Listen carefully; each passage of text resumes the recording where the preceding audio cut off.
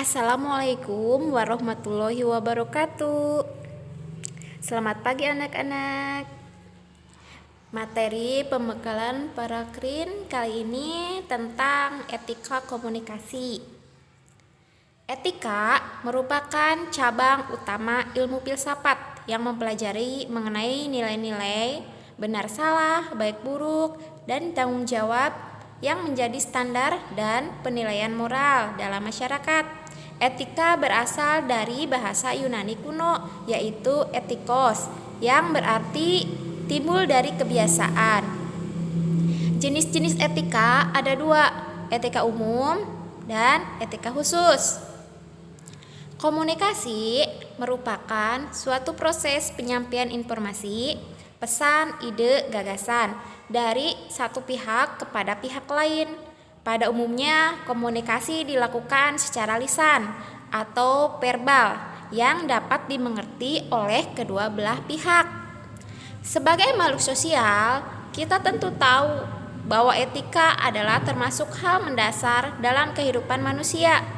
Terlebih lagi, kita sebagai orang Indonesia yang sedari kecil sudah biasa diajari tentang sopan santun, tata krama, dan adat kebiasaan mengenai bagaimana harus bersikap dengan orang lain dan sebagainya. Saat memulai pembicaraan, kita harus memperhatikan pertama, lihat keadaan calon lawan bicara. Jika terlihat sibuk atau terburu-buru, mungkin harus lain kali. Kedua, ramah dan sopan. Ketiga, jangan hanya bicara, dengarkan juga, karena mendengarkan bagian dari komunikasi. Saat komunikasi tatap muka, yang harus diperhatikan, pertama, tatap mata lawan bicara.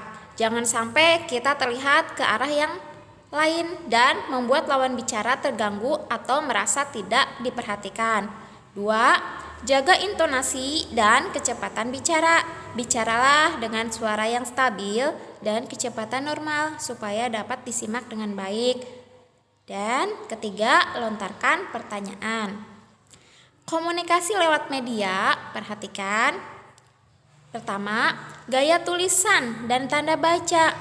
Penggunaan tanda baca sangat penting, terutama tanda seru dan huruf besar semua, karena cenderung membuat orang berpikir kalau kita marah.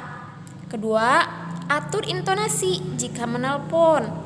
Ketiga, pikirkan apa yang ingin ditulis. Hal yang harus diperhatikan dalam menyambut tamu. Pertama, berpakaian yang rapi dan pantas. Kedua, menyuguhkan minuman meskipun tamu mengatakan tidak usah. Ketiga, sampaikan terima kasih. Teknik komunikasi yang baik. Pertama, bicara dengan jelas. 2. Dengarkan dengan baik. 3. Perhatikan lawan bicara. 4. Konfirmasi jika merasa salah paham. 5. Perhatikan komunikasi nonverbal. Etiket komunikasi.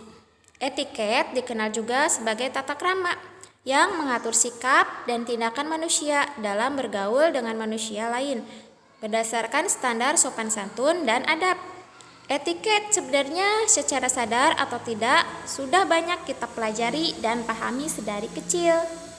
Contoh etiket komunikasi: penggunaan bahasa yang baik dan intonasi yang sesuai, mengucapkan permisi ketika lewat depan orang, mengucapkan tolong ketika minta bantuan, mengucapkan terima kasih ketika mendapat bantuan, mengucapkan maaf ketika melakukan kesalahan, menghormati orang-orang yang lebih tua, mengurangi kebiasaan menyela ucapan orang lain.